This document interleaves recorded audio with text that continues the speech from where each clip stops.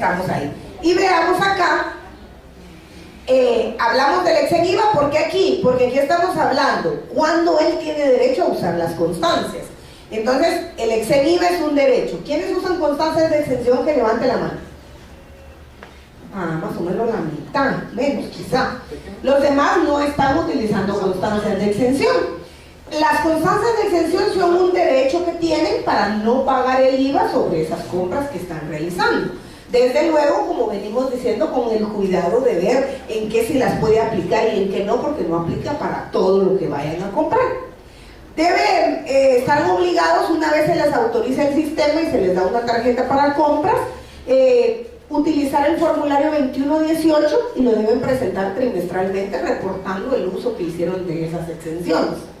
Y no aplica utilizar las constancias de exención para adquisiciones no relacionadas de manera directa con el proceso de enseñanza-aprendizaje, como los ejemplos que hemos venido realizando.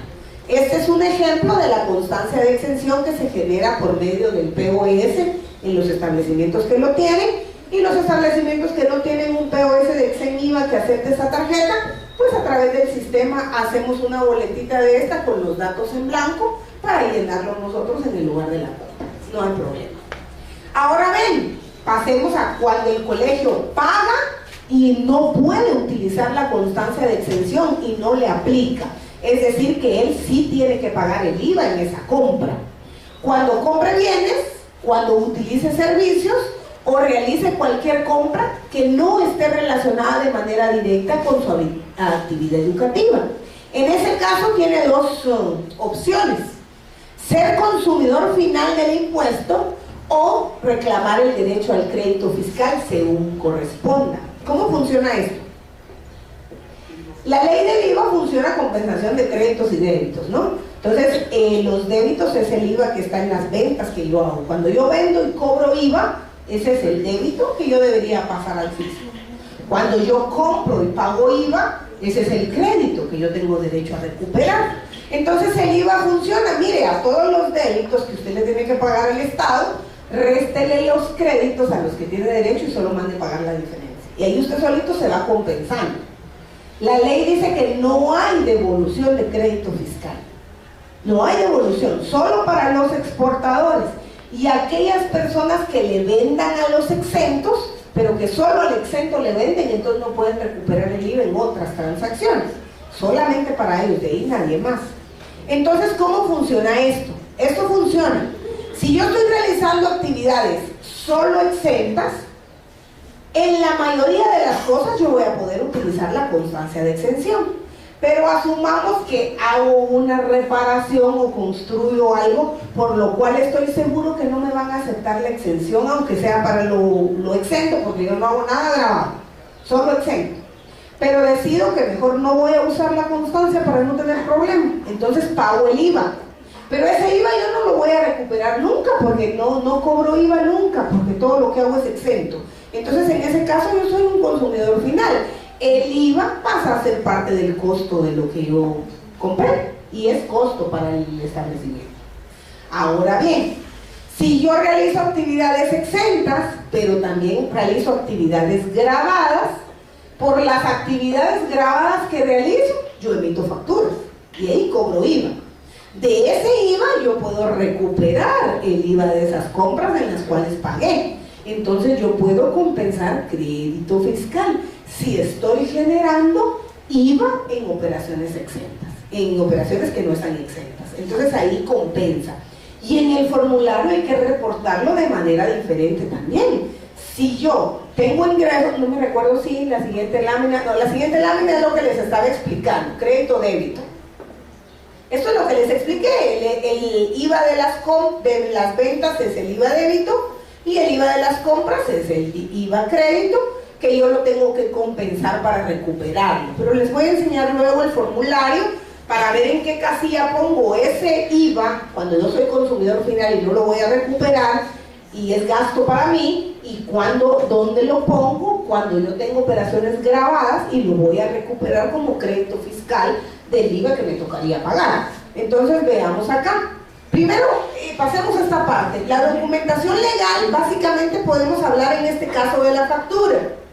Estamos diciendo, mire, Los documentos emitidos deben de estar a nombre del contribuyente y que tengan su número de identificación tributaria. Entonces cualquiera que me vende bienes o me presta servicios me debería de emitir al nombre de... Si se dan cuenta, aquí dice el colegio sociedad anónima, porque la ley establece que cuando la persona es una persona jurídica debe de ir su denominación o razón social, pero cuando es una persona individual la ley dice que tiene que ser nombre y apellidos completos. Entonces yo ahí no debería de poner colegio o niño genio, sino que si el colegio es mío y está mi nombre, el contribuyente soy yo, debería decir Diana Hernández. Entonces ojo ahí con esa parte. Aquí dice colegio porque es una sociedad anónima, entonces es el nombre del contribuyente. Acá estamos detallando la fecha y aquí dice indique en forma detallada el concepto, unidades y valores de la compra de los bienes, y cuando se trata de servicios debe especificarse concretamente la clase de servicios recibidos y el monto de la remuneración o el honorario. Eso del detalle es bien importante porque nosotros estamos acostumbrados, ustedes no me dejarán mentir, a que cuando vamos a decir, le pongo por consumo, sí, por consumo, y luego estamos viendo la factura, ¿y qué consumí?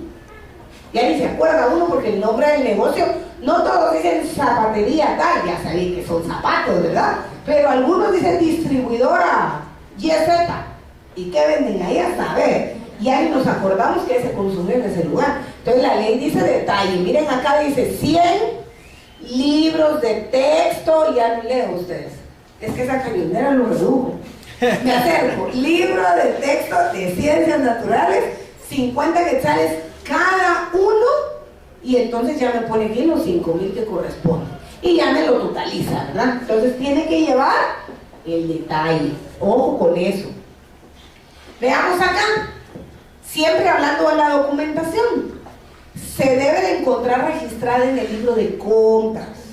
Reclame crédito o no reclame crédito, use constancia de exención para mis compras o no use constancia de exención, todas las facturas las debo de anotar en mi libro de compras.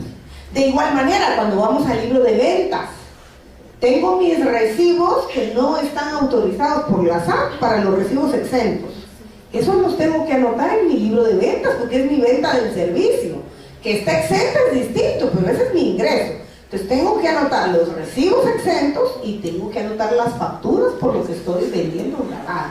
Todo debe estar en el libro. Ya vieron, la cañonera me tiene rabia. Ay, justo viene el formulario. No, sí, porque ese sí necesito que lo miren. Bueno, ahorita lo vamos a... Les voy a explicar primero, ¿verdad? Ya les decía que el acuerdo gubernativo, que es el reglamento del IVA, les manda que tienen que declarar mensualmente, pero de la unidad de entes exentos, el principal apoyo que nos piden cada vez que saben que vamos a dar este tema es recordarles que no tienen que presentar solo ceros en la declaración, que deben de consignar sus datos. Entonces hay una casilla para poner las ventas que yo hice con mis recibos, es decir, mis ventas exentas.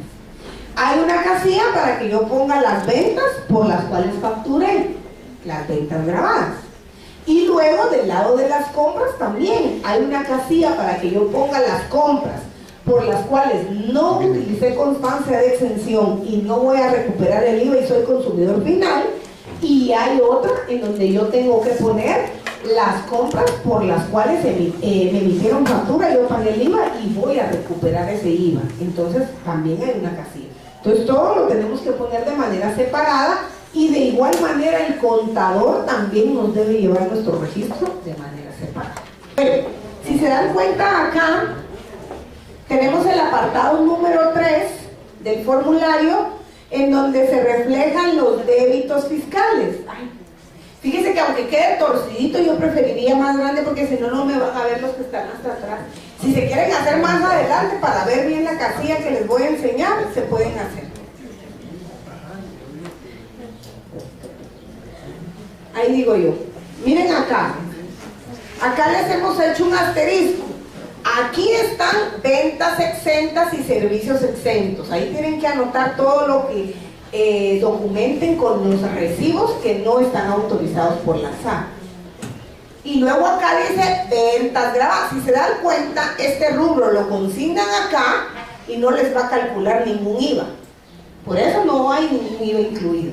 Ahora, todo lo demás que son extracurriculares o adicionales son ventas grabadas que ustedes facturaron, anotan aquí el valor sin el IVA y el sistema les va a calcular el IVA. La suma de los dos les tiene que dar el total de sus facturas emitidas, ¿verdad? No vayan a poner aquí el total de la factura, porque entonces les va a dar más de lo que ustedes cobraron realmente. Para conocer el valor sin el IVA, el monto total de la factura lo dividimos dentro de 1.12 y ese es el valor que tendríamos que consignar acá. Acá el sistema nos calcula el IVA y sumando los dos nos debe dar lo que suman las facturas. Eso respecto a los ingresos para reportar los débitos. Ahora bien, acá también tiene servicios grabados, que aquí se dan cuenta como todo es exento lo tiene junto, pero acá nos tiene separado. Por ejemplo, si ustedes venden útiles o venden uniformes, lo voy a poner aquí arriba en ventas grabadas, pero si dan el servicio de bus o tienen psicóloga en el colegio y también dan servicio de clínica de psicología y la cobran aparte, por ejemplo, entonces sería servicios, lo pondrían abajo. Entonces ahí tienen que ir datos. Algunos me dicen, mire, pero noviembre y diciembre que no trabajamos, ¿puedo presentarla a valor cero? Le digo yo, pues, pero noviembre es donde más cobran porque cobran inscripciones para el otro año, entonces aunque no tengan clases sí tienen ingresos. Entonces realmente lo que sucede, tal vez diciembre sí se va de vacaciones, entonces ahí sí valor cero, ¿verdad? Porque no tuvo ningún ingreso. Veamos ahora el apartado número 5 del formulario, que corresponde a los créditos, quiere decir las compras que el centro hizo. Vemos acá, en este asterisco dice, compras que no generan derecho a compensación del crédito fiscal. Quiere decir que ahí voy a poner todas las compras que yo haga por las cuales no utilicé la constancia de exención, si yo solo realizo operaciones exentas. Y yo no puedo recuperar ese IVA porque no hago ventas que tengan IVA. Entonces nunca voy a recuperar el IVA. Entonces yo las tengo que anotar mis compras acá. Las pongo acá y no me generan IVA para recuperar. Ahora bien, las compras que yo realizo pagando el IVA porque no uso la constancia de exención y yo también realizo operaciones grabadas y cobro IVA, voy a poder recuperar ese IVA. Entonces esas las anoto aquí, bien. Otras compras de bienes y servicios adquiridos, acá pongo el valor sin el IVA y el sistema me va a calcular el IVA. Y al final el sistema me va a decir, bueno, IVA a pagar menos IVA a crédito, solo pague la diferencia, ¿verdad? Ahí me hace la compensación. ¿Alguna duda ahí? ¿Sí? No tenga pena. La duda suya le apuesto que le solventa y le aclara a todos. Ahí donde dice compras que no generan derecho a compensación del crédito fiscal está bien, pero en el libro de compras, ¿cómo se registraría es una compra, por ejemplo, ahí, por el total? Por el total sin el IVA. 12%. No, por el total, porque para usted el IVA que está incluido pasa a ser parte de su costo, entonces por el monto total. Gracias. ¿Algo más ahí? ¿No? Veamos las últimas generalidades en el IVA. El IVA hay que determinarlo y pagarlo calculando la diferencia entre créditos y débitos fiscales, y la tarifa que se aplica es del 12%. Se debe declarar mensualmente reportando todas sus operaciones dentro del mes calendario siguiente al que está declarando, con el formulario 2237. ¿Qué quiere decir? Que todas mis operaciones del 1 al 31 de julio, en que estamos ahora, tengo desde el 1 hasta el 31 de agosto para presentar la declaración. Y debe llevar sus registros en el libro de compras y ventas debidamente habilitados por la administración tributaria. Toquemos un poquito el tema de los libros. Para saber qué libros tengo que llevar yo, tengo que saber cómo me constituí. Pero eso cada quien tiene que ver cómo se constituyó. Si yo me inscribí como comerciante y saqué patente, el Código de Comercio me dice que tiene que llevar contabilidad completa de acuerdo al Código de Comercio. Si yo soy una asociación no lucrativa, pues el decreto 2/2003 me dice que tengo que llevar contabilidad completa. Si soy una cooperativa, la ley de cooperativas me dice que tengo que llevar contabilidad completa. O sea, es mi ley de constitución, ¿verdad? Cada quien tiene que ver cómo se constituyó. Las leyes tributarias, los únicos libros que regulan es el IVA, compras y ventas.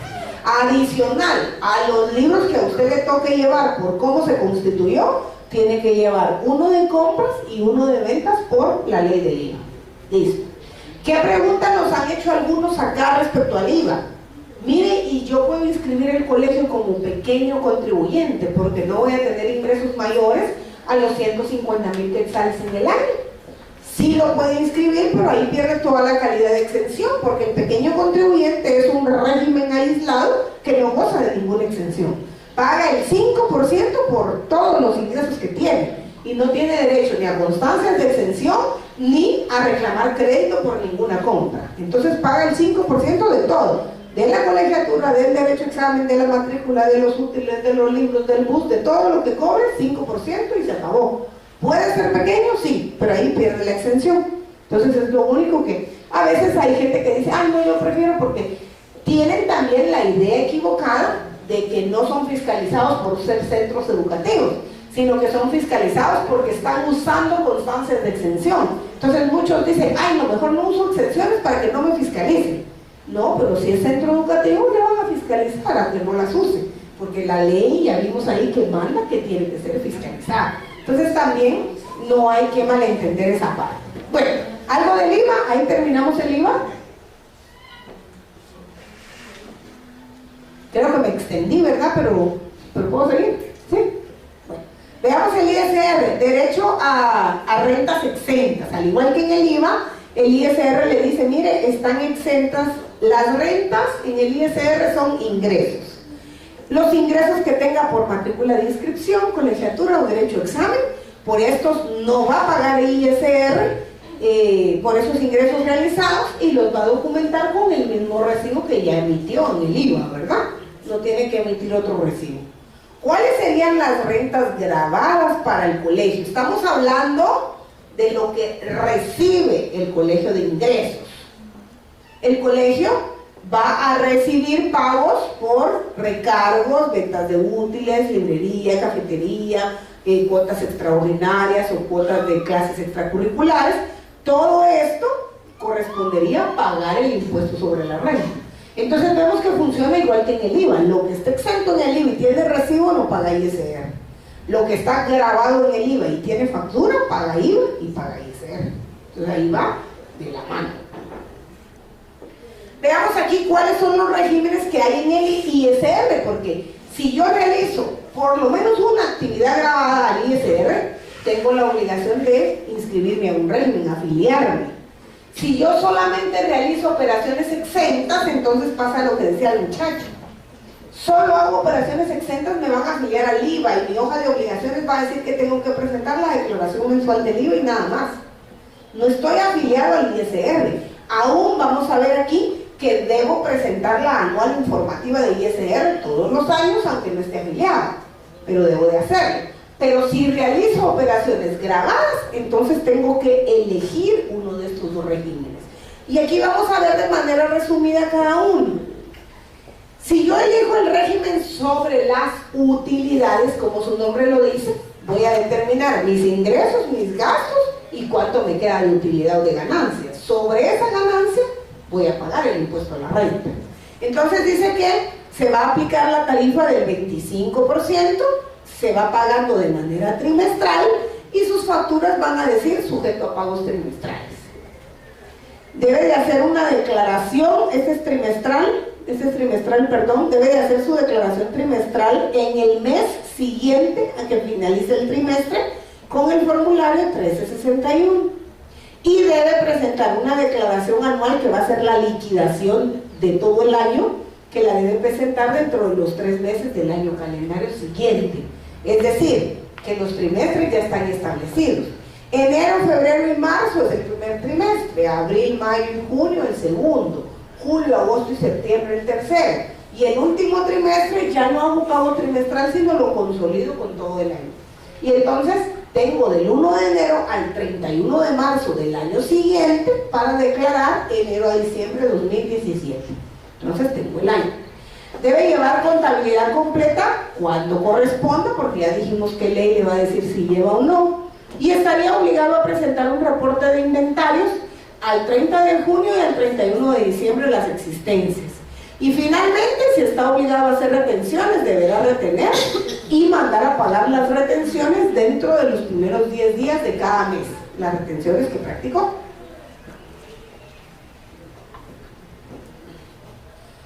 Por el contrario, vamos a ver aquí. Bueno, aquí es importante.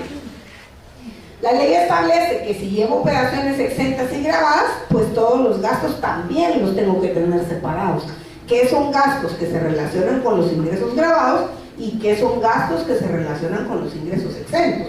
¿Por qué razón? Porque yo tengo derecho a rebajar los costos y gastos que me generaron ingresos que pagaron impuestos. Los costos y gastos que me generaron ingresos que no pagan impuestos no tengo derecho a deducirme. Entonces también por eso hay que separar. Busca la justicia. Sobre este ingreso usted está pagando. Entonces todo lo que le costó generar ese ingreso, dedúzcalo. Pero sobre este ingreso usted no paga. Todo lo que le costó generar ese ingreso, no me lo puede deducir. Es parte de sus costos, ¿no? Entonces la ley dice que los contribuyentes aplicarán a cada una de las rentas grabadas, exentas o no afectas, los costos y gastos directamente asociados a cada una de ellas. Cuando por su naturaleza no puedan aplicarse, deberá distribuirse de manera directamente proporcional al monto de las rentas y no obstante el contribuyente podrá utilizar un criterio único racional de distribución alternativo. ¿Eso qué quiere decir? Que lo ideal es decir, estos gastos me sirvieron para generar esta renta y estos otros para esta. Pero hay casos en que no se puede. Por ejemplo, si tenemos el colegio en estas instalaciones y aquí estamos dando las clases que están dentro del programa oficial y también las extracurriculares. Entonces en el mismo establecimiento estamos generando lo exento y lo grabado. Y yo pago un alquiler. Entonces, ¿cómo voy a distribuir de ese alquiler? No al 100% es deducible para mí. Es deducible la proporción que me genere lo grabado o lo exento. Lo tengo que separar igual. Entonces, a eso se refiere, hágalo directamente proporcional. Si el 80% de mis ingresos son exentos y el 20% de mis ingresos son grabados, entonces el 80% del gasto no va a ser deducible y el 20% del gasto sí va a ser deducible acorde a lo que estoy pagando de impuesto con los ingresos grabados. Así lo tiene que llevar el contador, ¿ya? Y la norma dice que si el contribuyente no lo hace, la SAT se lo puede hacer de oficio. Entonces es mejor que el contribuyente lleve su registro. Veamos un ejemplo rápido acá. El Colegio Práctica para Aprender inicia el ciclo escolar ofreciendo los siguientes paquetes. Para sexto primaria, inscripción de 1,000 quetzales, colegiatura de enero 700, derecho de exámenes parciales y finales 300 y una cuota para graduación de 1,500 que incluye toga, salón, fotografía, refrigerio e invitaciones. Transportes del mes de enero de bus 300 y bolsa de útiles escolares 1,500. Miren que yo le hago broma a la gente porque le digo, yo me gradué hasta quinto bachiller, casi que hasta en la U me gradué. Ahora desde prepa se gradúan los niños, ¿verdad? Entonces hay graduación en cada nivel. Entonces aquí está el paquete de graduación. Considerando los datos que vimos anteriormente, ¿qué rubros se encontrarían exentos del impuesto a la renta? Los 3 primeros. Solamente los 3 primeros, dicen. Veamos aquí, miren. Exento del ISR estaría la inscripción, la colegiatura, el derecho a examen. Y todo lo demás debieran de dar factura. Y está grabado. Entonces, ojo ahí con esa parte. Miren, ¿cómo pagaría el contribuyente si estuviera en el régimen sobre las utilidades? Tendría el ingreso, acá no consideramos lo exento, porque lo exento no va a pagar, consideramos solo lo grabado. Entonces tiene el paquete de graduación, el bus y los uniformes y suman 3,300. Le quita el IVA a esos 3,300, le queda el valor sin el IVA y asumimos que tiene documentos que respaldan gastos de 1,000 quetzales. O sea, hizo gastos de 1,000 para dar eso. Entonces le queda una utilidad de 1,946,43 que para el ISR se llama renta imponible. ¿Sobre qué vamos a calcular el impuesto de la renta imponible? Entonces sobre la utilidad de 1,946,43 aplicamos la tarifa del 25% y le tocaría pagar 486,61 de ISR en ese régimen.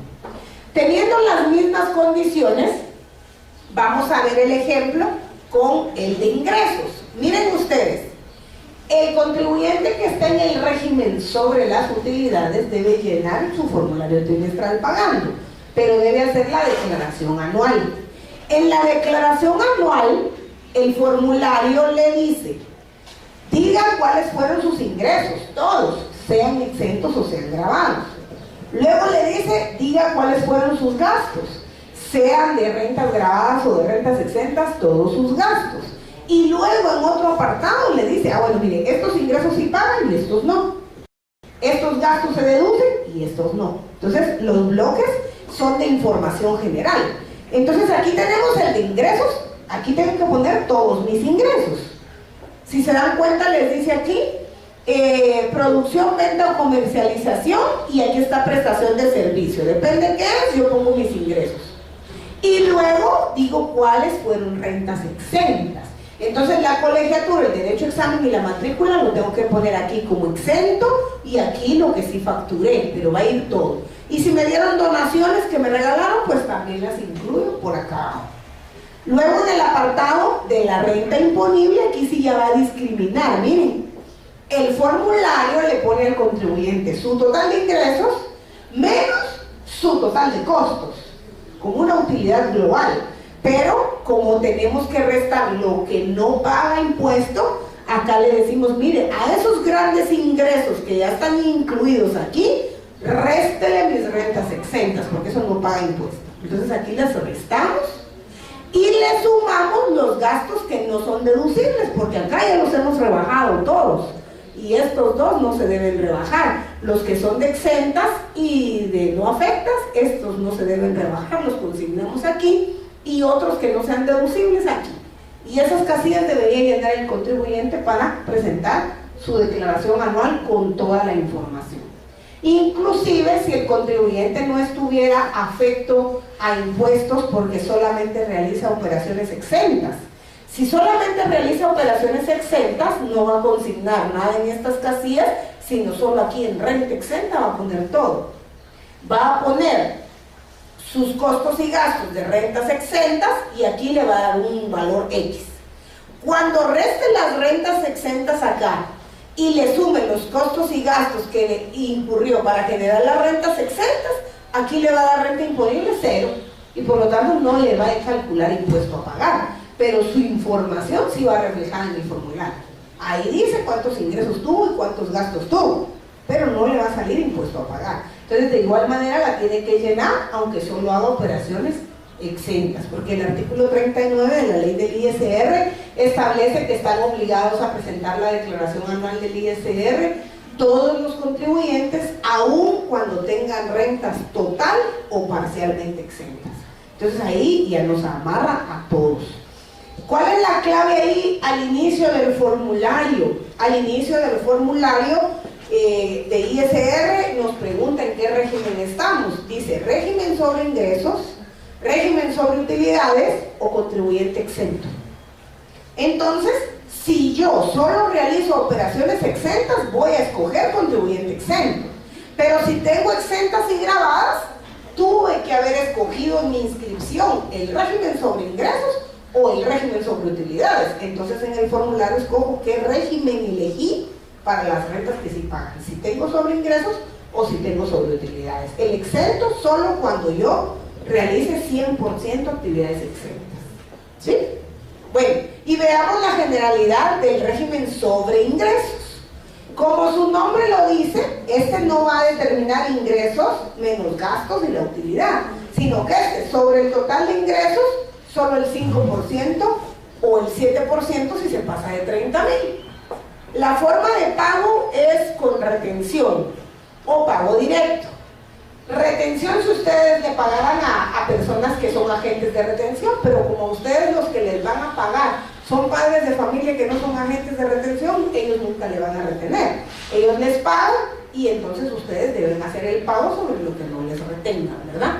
Y sus facturas deberían decir sujeto a retención definitiva. Presentan declaración jurada mensual, reportando sus ingresos dentro de los 10 días del mes siguiente. Estos declaran mensual. Presentan la declaración anual informativa, como ya la vimos. Si están obligados deben llevar contabilidad completa y también deberán hacer las retenciones y mandar a pagar las retenciones 10 días hábiles del mes siguiente. Acá, Si miramos el mismo ejemplo que teníamos, agarramos siempre lo grabado, 1.500, 300 y 1.500, le quitamos el IVA y aquí directo, no hay costos y gastos que rebajar. Sobre el valor sin el IVA aplicamos la tarifa del 5%. Pero ¿se acuerdan cuánto se pagaba sobre utilidades? 25%. Aquí salían 480 y algo, aún quitando los costos y gastos, ¿se dan cuenta? Porque a este valor le quitábamos 1.000 quetzales de costos y gastos y después le aplicábamos la tarifa del 25% y salían 400 y algo a pagar. O sea que el régimen sobre utilidades es una tarifa más alta sobre un valor más pequeño. Y el régimen sobre ingresos es una tarifa más pequeña sobre un valor más grande. Yo y nadie les puede decir cuál régimen es mejor, porque lo que para un contribuyente es mejor, para otro puede no serlo. Entonces cada quien tiene que determinar qué le conviene más. ¿Y qué es lo que tiene que considerar para eso? ¿Cuántos costos y gastos tienen? Si los costos y gastos son significativos, le convendría sobre utilidades. Pero si los costos y gastos no son muchos, le conviene más sobre ingresos. Entonces cada uno debe de realizar esa parte del análisis. Y veamos el formulario sobre ingresos. Estamos hablando también de la declaración anual, pero aquí tendríamos que consignarlo en actividades lucrativas, restamos las rentas exentas y si nos hicieron retenciones aquí las practicamos y aquí nos muestra toda la información. En el anual nunca va a salir impuesto a pagar, en el anual de sobreingresos. En el de utilidades puede salir a pagar cuando tenemos operaciones grabadas. ¿Por qué razón? Porque hemos pagado 3 trimestres y el último trimestre lo estamos incluyendo en el anual. Entonces el ISR del último trimestre puede saltar en la declaración anual y puede ser que nos toque pagar. En cambio en la mensual pagamos 12 meses y la anual es puramente informativa. Entonces en la anual del régimen sobre ingresos nunca me va a tocar pagar. Yo ya pagué mis 12 formularios mensuales. Solamente consolido e informe. Y las consideraciones finales para el ISR: determinar y pagar el impuesto de acuerdo con el régimen seleccionado. Si estamos hablando del régimen sobre ingresos, la tarifa es de 5% hasta 30.000 quetzales, y si mis ingresos superan los 30.000, lo que se pase de 30.000 le aplico el 7%. Los primeros 30 siempre pagan 5%. Y si estoy en el régimen sobre las utilidades, pago el 25% sobre la utilidad. Declaran mensual y trimestral como ya vimos, y ambos declaran anual. Acá dice, mire, declara anualmente reportando todas sus operaciones dentro de los primeros 3 meses del año siguiente al que declara, aún cuando no genere rentas afectas o rentas grabadas, siempre tiene la obligación de declarar anualmente. Desde el 1 de marzo, desde el 1 de enero hasta el 31 de marzo es el periodo para presentar la declaración anual del ISR. ¿Alguna duda del impuesto a la renta? Creo yo que traté de consolidarlo ahí lo más posible y de resumirlo en algunas gráficas para que fuera más entendible para ustedes, ¿verdad? Porque sí son temas complejos, la verdad. Y por último, en el impuesto sobre la renta, las rentas de capital, se recuerdan que les hablé un poquito de la renta de capital cuando les dije de rifas, sorteos y similares, pero eso era para el dinero que ustedes recibían como pago. En este caso, el que ustedes van a recibir como rentas de capital básicamente puede ser el que se define como intereses por depósitos, que ustedes tengan cuentas en un banco que pague intereses. Esos intereses están catalogados como renta de capital. Si ustedes realizan un arrendamiento ocasional, pero que el centro educativo tuviera algún espacio, por ejemplo, yo conozco centros educativos que tienen un bonito auditorio o salón de usos múltiples y otros colegios no tienen, entonces a veces para sus actos les piden que se los alquilen. Y entonces si eventualmente alquilaran ese salón, estarían generando una renta de capital. O si revaluaran algunos activos, a veces los vehículos, los buses que tienen, les hacen una revaluación porque ya en la contabilidad se han depreciado y el artículo todavía tiene valor, se podría revaluar. O en rifas, sorteos, bingos y similares, en este caso se refiere que el colegio se ganara la rifa. que fuera él el que se gana el premio. En este caso de rentas de capital, comentarles que ahí no hay ninguna renta exenta. En ese rubro, la ley no dejó exención para los centros educativos. Entonces, si ustedes se dan cuenta en sus cuentas bancarias, cuando les mandan su estado de cuenta, aunque sean 9 quetzales, los que les depositan de intereses, abajito del depósito de interés está la deducción del impuesto de renta de capital. Tal vez ni cuenta se han dado porque son centavos, pero yo los invito a que miren los estados de cuenta en donde una vez me depositan los intereses y abajito me rebajan el impuesto que me corresponde, que es, como vemos aquí en la lámina siguiente, todas pagan el 10% excepto dividendos. Acá es importante también mencionar, por ejemplo, las retenciones. Cuando ustedes hacen retenciones y tengamos un colegio por socios y se le distribuya utilidades a los socios, en las utilidades hay que retenerle a cada socio el 5% de impuesto a la renta, ¿verdad? En la repartición de dividendos que se haga a los socios, pero esa solamente en los colegios que están asociados, ¿verdad? Por socios. Entonces todas las rentas, sean de las que hablamos, rentas de capital, todas pagan el 10%, excepto los dividendos que pagan el 5%. Bueno, con eso terminamos el ISR. Vamos a ver unas sanciones aplicables que dice: siempre y cuando la falta de determinación no constituya delito, la multa va a ser del 100% del importe omitido, por omisión de pago de tributo, por falta de determinación o por determinación incorrecta.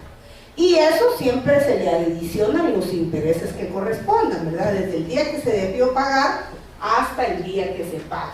¿Y por qué razón dice aquí? Siempre que no constituya delito, porque la ley nos manda que si sospechamos que se está cometiendo un delito, no podemos sancionar, sino que tenemos que poner la denuncia penal. Y es el MP el que tendrá que hacer la investigación y determinar si hay un delito o no hay un delito ahí, ¿verdad?, para sancionar al contribuyente. Ya no lo hace de manera directa la SAT.